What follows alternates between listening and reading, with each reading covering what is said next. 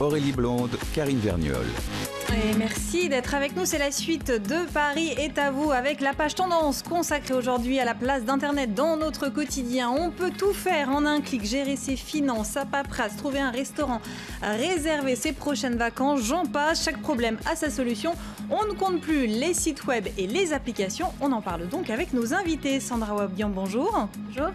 Directrice adjointe du département conditions de vie au Crédoc. Bertrand Dolbeau, bonjour. Bonjour. Fondateur de Homebubble. Emmanuel Adquet, bonjour. Fondateur de j'aimeattendre.com et notre confrère Pascal Samama, journaliste à 01net. Bonjour. Bonjour. Sandra Wabian, j'ai envie de commencer par vous. On peut plus se passer d'Internet, hein. On est hyper connecté, donc hyper dépendant. Alors je dirais que les Français ont un rapport assez ambivalent avec les nouvelles technologies. C'est-à-dire que d'un côté, ils les adorent. Et on voit qu'il y a eu des taux de croissance du marché pendant plus de 10 ans. C'est même un des seuls budgets qui a résisté avec la crise. Et de l'autre côté, ils s'en méfient. Notamment, on voit monter ces dernières années des préoccupations de la population par rapport à la sécurisation des données, à la question de la vie personnelle. Et donc, finalement, la population est partagée en deux groupes à peu près de taille équivalente. Une moitié qui se dit vraiment attirée par les nouvelles technologies et l'autre qui est un petit peu plus circonspecte. Alors, est-ce qu'on en sait plus sur le profil de ces accros au web et aux applications ?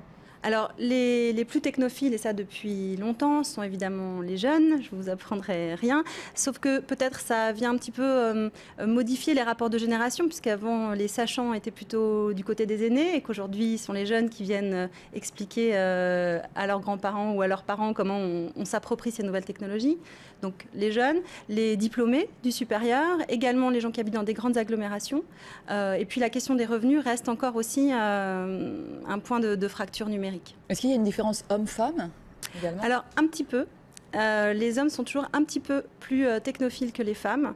Alors, ça s'explique aussi par des effets de structure, c'est-à-dire que les hommes sont un petit peu plus diplômés, ont des fonctions aussi un peu plus de cadre, et donc aussi, de par leur vie professionnelle, parfois ont accès à des technologies plus rapidement. Mais il y a quand même encore un petit différentiel entre les hommes et les femmes. Bertrand Dolbeau, fondateur donc de Homebubble, qui a été créé en 2010. Pour en finir avec la paperasse, on peut résumer ça comme ça ? Exactement.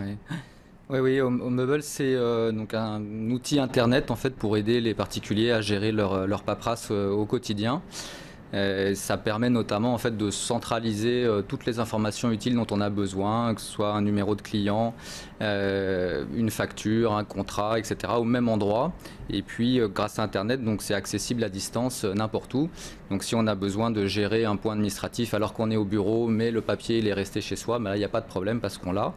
Et ça permet aussi en plus de sécuriser toutes ces données puisque on l'a donc sous format dématérialisé. Donc si on a un problème, un incendie un jour ou une inondation, on a toujours un double accessible quelque part. Pour reprendre ce que Sandra Wabian disait, ça demande donc une grande confiance. Oui, il y a une notion de conscience effectivement qui est assez importante dans ce type de service, avec après toutes les dispositions effectivement nécessaires en termes de sécurité. Mais il y a une notion de praticité qui est aussi très très importante et qui fait qu'on a un usage assez important sur ce type de service et qui tend à se développer de plus en plus. Mais comment ça marche concrètement ? Il faut quand même au départ faire la démarche de prendre toute sa paperasse et de tout rentrer. Comment ça marche concrètement, de tout rentrer sur Internet ? Alors, il y a effectivement pour la partie papier qu'on a encore donc une démarche de numérisation à faire qui peut se faire de plusieurs moyens possibles. Par exemple, maintenant avec le téléphone, on peut le prendre en photo. Ça le transforme directement en format PDF, donc c'est directement numérisé en fait pour être mis sur son espace. Mais il se trouve qu'on a aussi de plus en plus de documents qu'on reçoit aujourd'hui sous format électronique, donc les factures électroniques des opérateurs mobiles, des opérateurs d'énergie, les impôts. Il y a plus de 12 millions de déclarations en France aujourd'hui. Et avec le système, donc par exemple sur Homebubble, on peut centraliser automatiquement l'ensemble de ces informations. Donc les documents sont automatiquement rapatriés et archivés. Et automatiquement classés parce que et automatiquement classés effectivement avec des systèmes de classement assez ludiques que permet Internet, c'est-à-dire c'est très visuel, on voit vraiment ces différents fournisseurs ou interlocuteurs réguliers donc mis en forme et classés effectivement. Pascal Samama, ces coffres-forts numériques, je crois que c'est comme ça qu'on les appelle, c'est une grosse tendance aujourd'hui. C'est une tendance gigantesque déjà qui arrive avec le cloud et on se rend compte aujourd'hui que Internet arrête ou cesse de proposer des choses pour les geeks, pour les ultra-geeks, mais commence à créer des ponts entre la vie réelle, notre vie de tous les jours, et la vie sur Internet. Des services comme ceux-là sont totalement indispensables. On ne va pas se balader tout le temps avec un tas de documents sur nous. On a son iPhone et on a le document. Aujourd'hui, Internet quitte le monde du geek. Le monde du geek devient même de moins en moins intéressant. On voit une baisse de l'attrait sur Facebook pour entrer vraiment dans la vie quotidienne avec des sites de courses en ligne, des sites pour éviter de faire la queue, qui ont l'air de rien, mais qui sont très importants pour la vie quotidienne, des sites d'habillement. On peut se faire des vêtements sur mesure sur Internet, des services auxquels le grand public n'avait pas accès jusque-là. Internet apporte des réponses maintenant à tout le monde. Alors Emmanuel Alquier, fondateur de j'aimeattendre.com, donc ironique, bien sûr, société fondée en 2009. C'est un portail qui recense les heures d'affluence, c'est ça ? C'est ça, c'est un bison futé des files d'attente. On recense les heures creuses, aussi bien pour le guichet de la mairie pour aller faire ses papiers que l'exposition au Grand Palais où il peut y avoir 2 heures de queue, ou pour appeler son opérateur, le service client, pour éviter d'avoir « merci de rappeler plus tard, tous nos conseillers sont occupés ». Les heures creuses. C'est pas en temps réel quand même. Non, c'est l'objectif, non. Effectivement. Pour l'instant, c'est votre prochaine étape. Ça dépend de la relation qu'on a avec les entreprises, parce qu'en fait, donc on prend contact et on est en relation avec tous ces organismes et entreprises. Ce sont eux qui vont mettre à jour les heures d'affluence. C'est leur intérêt, puisque ça va contribuer à lisser les flux d'appels si c'est un service client, ou les flux de visiteurs si c'est un magasin, un guichet d'administration. Et vous travaillez sans problème avec les entreprises. L'idée au départ les a pas... Il y a de tout. Il y en a, voilà, vous me dites, est-ce que c'est en temps réel? Il y en a qui vont le mettre à jour très fréquemment, d'autres une fois vraiment de temps en temps, d'autres qui sont réfractaires. Mais on essaie de faire évoluer tout ça. Donc, votre seule source d'information, c'est celle des entreprises. Est-ce que vous testez quand même, vous testez les appels pour voir si vraiment à ce moment-là c'est très occupé? Vous allez faire la queue au Grand Palais un petit peu pour voir ce que c'est? Oui, on va même, tout à fait, on va même jusqu'à faire ça. On va en fait demander l'aide de nos utilisateurs qui peuvent nous dire, bon, moi j'ai appelé aujourd'hui et là je confirme, l'info il y avait vraiment beaucoup de queues, ou alors non, peut-être il faudrait l'affiner. Donc avec la masse d'utilisateurs, on affine nos données, effectivement, et ça nous aide beaucoup pour les quelques entreprises qui ne veulent pas nous donner d'informations. Sandra Wabian, dans ce type d'initiative, on voit bien qu'il y a une volonté vraiment de gain de temps là. Alors, c'est vrai qu'on parlait tout à l'heure de la diffusion du numérique dans tous les aspects de la vie quotidienne. Il faut savoir que c'est depuis le début, les premiers usages qu'il y a eu sur le numérique, c'est des usages assez pratiques, c'est-à-dire chercher son itinéraire, aller regarder dans les pages jaunes. Et on est un peu dans la continuité, finalement, de ces usages. Et puis ensuite, il y a des usages autour du loisir et autour du lien social, qui sont des très fortes demandes, et où on voit bien qu'Internet permet un peu la conjonction de ces deux aspirations. Sandrine Wabian, ceci dit, vous disiez que les femmes sont peut-être un peu moins à même d'aller sur Internet, et pourtant on le voit aujourd'hui, tout autant on est des vrais managers de famille, donc le web peut nous faciliter la vie. Il y a quand même cet aspect-là aussi. J'imagine que, vous allez dire si je me trompe, mais sans doute plus de femmes consultent ce genre de site. Mais alors, c'est vraiment des petites différences entre les hommes et les femmes. C'est simplement au moment de l'appropriation des nouveaux produits, donc par exemple aujourd'hui, sur l'équipement en smartphone ou en tablette, on a une petite différence d'équipement entre les hommes et les femmes. Mais les femmes ne sont pas cantonnées à un usage domestique sur Internet. Elles suivent l'actualité. Voilà. Alors justement, peut-être la question, est-ce que ce sont davantage les hommes ou les femmes qui consultent HomeBubble et j'aimeattendre.com? Nous, on a une répartition à peu près à 50-50, donc c'était ce qui a été dit tout à l'heure. Et également en termes de tranche d'âge, donc on a un service qui est assez large en termes d'usage, puisque on a à peu près un tiers des personnes qui ont moins de 30 ans, un tiers des personnes qui ont entre 30 et 60 ans, et un tiers des personnes qui ont au-delà de 60 ans. Un tiers au-delà de 60 ans? Oui, on a effectivement, parce qu'une autre fonctionnalité aussi de ce type de service, c'est de permettre le partage des informations au sein d'un couple. Et donc ça, c'est une fonctionnalité. Donc quand on ne se parle plus, c'est pratique. Pardon. Non, c'est plus en fait pour préparer l'avenir, en disant voilà, là on va trouver, il y a toutes les informations nécessaires, le contrat d'assurance vie, le numéro de client de telle ou telle assurance, etc. Voilà. Le profil Nous, on a vraiment deux populations. Si on prend le cœur de cible sur j'aime attendre, ça va vraiment être d'un côté pour les hommes, si on stéréotype, ça va vraiment être effectivement les geeks technophiles. Et pour les femmes, ça va être la mère de famille active, urbaine, 35-45 ans. Voilà, c'est les deux cœurs de cible. Mais effectivement, comme un Bubble, c'est relativement homogène homme-femme quand même. Pascal Samama, c'est cybermère dont parlait Karine. C'est la nouvelle cible des publicitaires ou pas? Évidemment. Je crois que les publicitaires ont travaillé sur les hommes, ont travaillé sur les enfants, sur les ados. Il restait plus que les mères. Maintenant, il restait plus que les femmes. En Et dernier, je pense que c'est étrange quand même. je pense que ça va être le plus difficile pour les publicitaires parce que les femmes sont plus rationnelles. Les mères de famille vont calculer, vont compter, vont comparer beaucoup plus que. Il y aura moins l'aspect séduction sur un beau site, sur un truc dont on parle. Il va falloir que les services rendent réellement service. Donc oui, effectivement, la mère de famille est la prochaine cible. Et commence, quand on voit les sites de courses en ligne, par exemple, qui sont complètement refaits. Les courses en ligne, il faut quand même établir sa liste de courses, prendre sa voiture, aller au supermarché, remplir le coffre, etc. Là, vous êtes sur Internet, vous faites vos courses, vous dites « je passe les chercher dans un entrepôt », une personne vient, vous remplit le coffre et ça dure 10 minutes. Donc oui, les mères de famille, les gens qui gèrent les foyers, qu'elles soient mères ou pères ou seuls, vont être la prochaine cible, bien sûr. Bertrand Dolbeau, le site il est né donc en 2010. Comment il est né ce projet? Il est né en fait d'un constat assez simple et personnel, donc, qui était que c'est toujours, comment dirais-je, extrêmement rébarbatif en fait d'avoir à faire son administratif personnel. Donc ça prend du temps, il y a peu de valeur ajoutée, il y a beaucoup de choses à faire. Et donc du coup l'idée était de dire à l'ère du numérique, est-ce qu'on est obligé de continuer à gérer sa paperasse avec tous ces papiers, ou est-ce qu'on ne peut pas justement aller un petit peu plus loin et donc faciliter tout ça grâce à Internet? Depuis, vous avez été largement concurrencé, j'ai envie de dire. Oui, il y a pas mal d'acteurs effectivement sur ce créneau-là, mais ce qui est plutôt bon Comment signe. on continue à faire la différence? En innovant, donc on est quand même sur un marché, même si on s'adresse à un service qui touche le grand public, puisque ça touche vraiment tout le monde, cette gestion administrative, il y a quand même, on reste sur le domaine de l'Internet, du mobile, donc il y a quand même de l'innovation à apporter. Donc on a été un des premiers à avoir des applications mobiles, donc permettant aussi d'accéder à ces données, de numériser ces documents depuis le mobile, etc. Il y a les tablettes qui arrivent maintenant, il y a de nouvelles fonctionnalités qui sont en cours de préparation. C'est gratuit donc?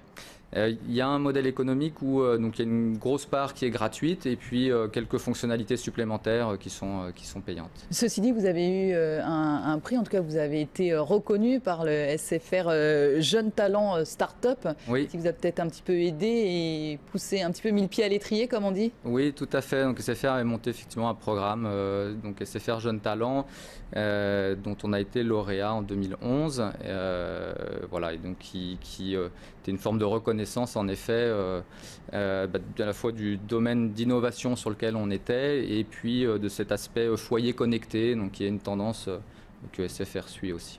C'est un site, mais il y a une application mobile aussi. C'est un site, il y a une application mobile donc, qui permet d'accéder à toutes ces informations, toute sa paperasse en ligne. Et puis il y a plusieurs autres applications mobiles, toujours dans le domaine de justement de la vie pratique. Donc, il y a la liste de courses, la liste de tâches, des choses comme ça. Qui ont été des gros succès de téléchargement, on va dire, sur l'App Store. Emmanuel Alquier, vous aussi, c'est une application mobile? C'est devenu une application mobile, c'est vraiment indispensable et la relation change vraiment avec les utilisateurs. En tout cas, de notre expérience, donc ça fait 3 ans qu'on a lancé le site web et c'est relativement figé, la relation qu'on a avec nos internautes. Ils passent, ils prennent l'info, ils repartent.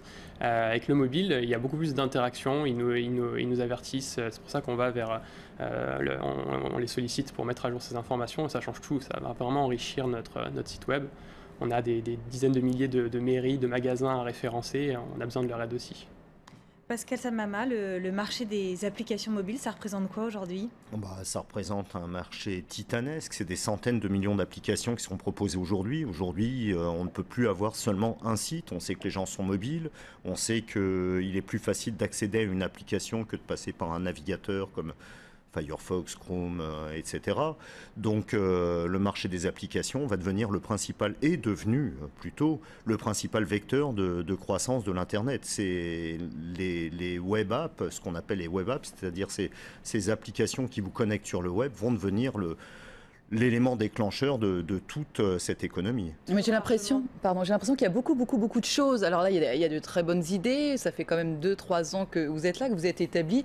Et en même temps, est-ce qu'il y a vraiment de la place pour tout le monde? Maintenant, il y a la babysitter géolocalisée, il y a le pressing qui nous ramène les choses chez soi, il y a les applis de chauffeurs privés, il y a d'autres sites ou applis qui centralisent tous vos comptes. Jusqu'où on peut aller? Est-ce qu'il va y avoir de la place pour tout le monde ou est-ce qu'on est un petit peu là dans la bulle et puis à un moment, ça va se calmer? Je crois que ce qui est en train de se passer aujourd'hui sur Internet et sur le monde des applications, c'est qu'il y a eu des applications très généralistes, mondiales, comme eBay, on se rappelle d'eBay, et aujourd'hui le public veut des applications de proximité.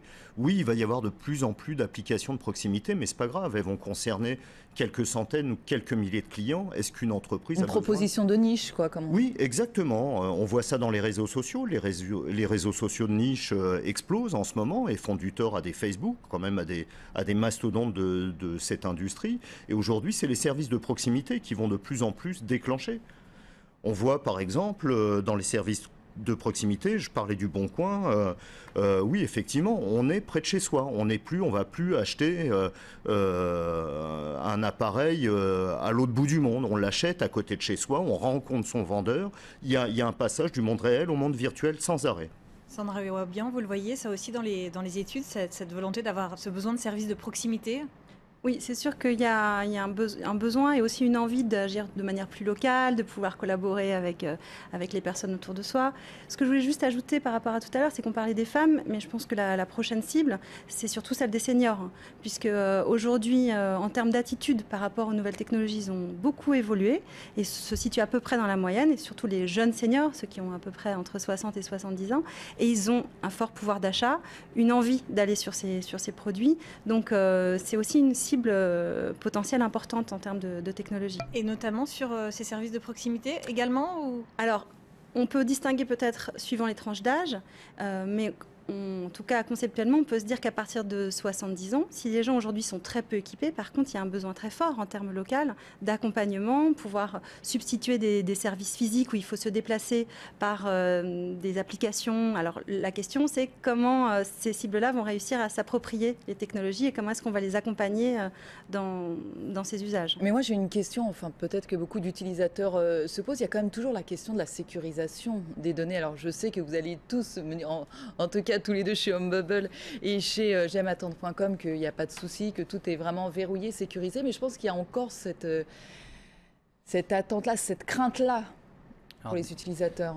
C'est vrai, hein. De toute façon, on disait tout à l'heure, il y a une partie de la population qui est prête à passer le pas et puis une autre qui est réfractaire. Donc ça, c'est déjà un clivage. C'est celle-là qu'il faut aller chercher? Déjà, on a déjà assez à aller chercher sur celle qui est prête à passer le pas. Après, sur la sécurité, il ne faut pas oublier quelque chose, c'est que quand on parle de sécurité, il y a deux aspects. Il y a le fait de sécurité de ne pas perdre ses documents, et puis il y a la sécurité en termes de confidentialité. Sur le premier point, les services de coffre-fort électronique sont des vrais plus sur la sécurité des documents, au sens d'éviter les risques de les perdre. Parce que le fait de les avoir dématérialisés sur plusieurs serveurs qui sont dupliqués sur des sites géographiques distants, etc., fait que le risque de perte d'un document est extrêmement faible, beaucoup plus faible que ce qu'on peut avoir aujourd'hui en cas d'inondation, d'incendie, des choses comme ça. Pardon, je ne voudrais pas vous porter la poisse, mais si demain vous faites faillite, si tout disparaît, qu'est-ce que deviennent tous ces documents? Après, il y a des mécaniques là-dessus. On est membre d'une association qui s'appelle l'ACFN, l'Association des coffres-forts numériques, qui a édité une charte il n'y a pas très longtemps là-dessus, donc avec des engagements qui répondent justement à ce type d'interrogation. Sur des questions de ce type, en fait, les utilisateurs peuvent récupérer l'ensemble de leurs documents en un seul clic. Et donc, si une société était en difficulté, elle a de toute façon largement le temps, pendant 6 mois par exemple, de maintenir ses serveurs, temps pour lequel l'utilisateur va pouvoir en fait aller rechercher toutes ces informations. Donc, il y a des mécaniques qui sont mises en place pour ça, pour répondre à ce type de questions. Emmanuel Alquier. Nous, c'est un peu différent dans le sens où on n'a pas de création de compte, on ne collecte pas d'informations sur nos internautes, donc pas de problématique de sécurité aujourd'hui. Pascal Samama, cette confidentialité, c'est quand même un élément clé aujourd'hui. Hein. C'est un élément clé. On se rend compte que l'actualité n'arrête pas d'évoquer du vol d'identité, c'est surtout ça, des arnaques bien sûr. Je crois que sur Internet, il faut être aussi prudent qu'on l'est dans la vie réelle. Il faut savoir que quand on est sur un site sécurisé, dans le navigateur, dans la barre, tout en haut, il y a un petit cadenas qui indique que, en bas, à gauche du navigateur, il y a encore un petit cadenas qui indique qu'on est réellement dans un site sécurisé, qu'il y a un tas d'outils aussi qui permettent de savoir si le site est validé par les autorités ou ne l'est pas. Et donc, il faut que les gens s'éduquent aussi. On ne va pas sur Internet n'importe comment, on ne va pas laisser ses numéros de ses références bancaires n'importe où. Il faut un petit peu d'information, d'éducation. Surtout sur ces thématiques de coffre-fort numérique. Évidemment, il faut aller sur des sites référencés. Ce site est référencé par un organisme. Il faut quand même rester prudent. Pour les nouveaux arrivants sur Internet, il faut rester assez prudent. Eh bien, merci beaucoup à tous. Merci Sandra Wabian, merci beaucoup, directrice adjointe du département conditions de vie au Crédoc. Bertrand Dolbeau, fondateur de HomeBubble, merci à vous. Emmanuel Alquet, fondateur de j'aimeattendre.com et notre confrère Pascal Samama, merci. Merci bien.